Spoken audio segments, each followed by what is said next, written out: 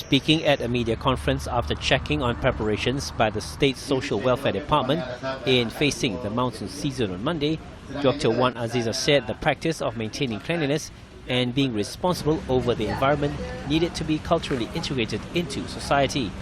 On the flood preparations, Dr. Wan Azizah said she was satisfied with all that had been undertaken so far. She said there are 429 flood risk areas in Pahang, and personnel numbering 7,174 from various agencies including the police, fire and rescue department, the army and the civil defence force are on standby to deal with the situation.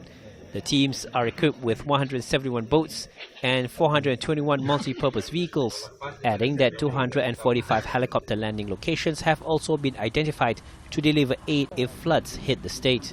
She said the federal government had allocated 4 million ringgit for the purchase of essential items including food to cater for flood evacuees, with 662 relief centres identified across Pahang.